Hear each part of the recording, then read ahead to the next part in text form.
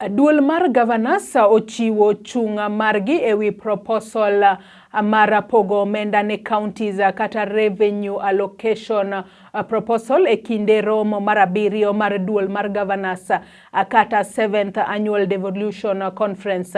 Kotelnegi kod jakom mar duol mar Governors Manoeri Martin Wambora bende oloso ewi achiedh nade matend counties kaloe. Kamaendi e kaka oloso. On the resolutions from the meeting. 1.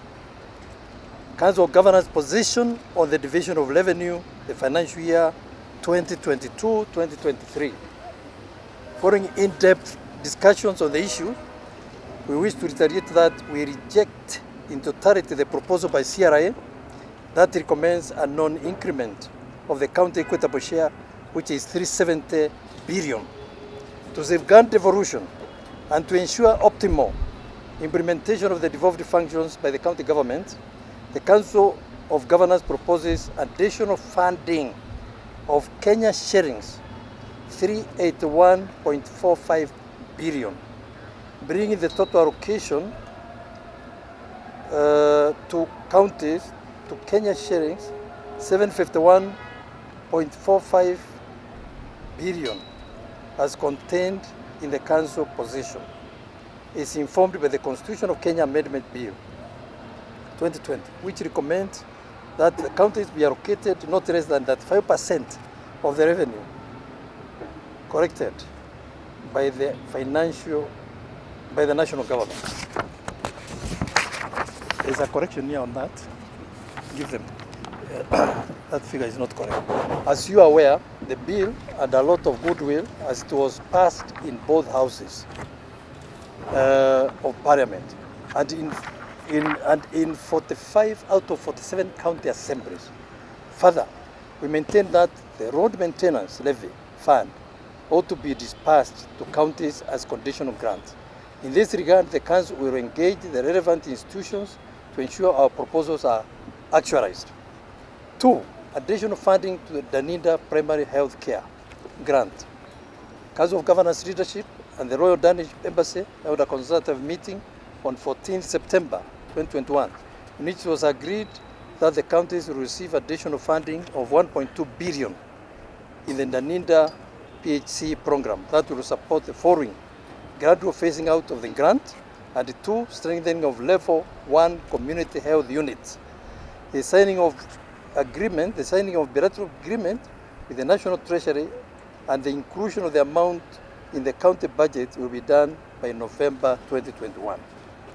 3. Bilateral care partnership between the Kenyan government and the United Kingdom.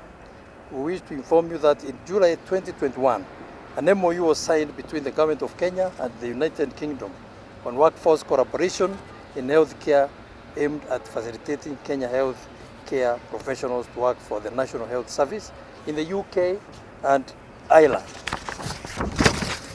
Further, the Kenya-UK Health Alliance was established to deliver collaborative bilateral programs in healthcare between the two countries. This will open up employment opportunities to the many unemployed medical health care professionals in Kenya. 4. Phase 2 deployment of CUPAN doctors.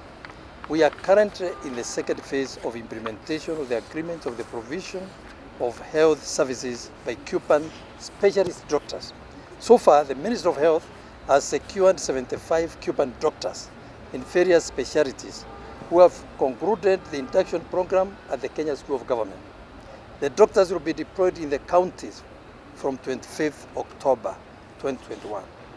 In order to meet the demand, more specialists will be sourced from CUPA and will arrive in the country in due course.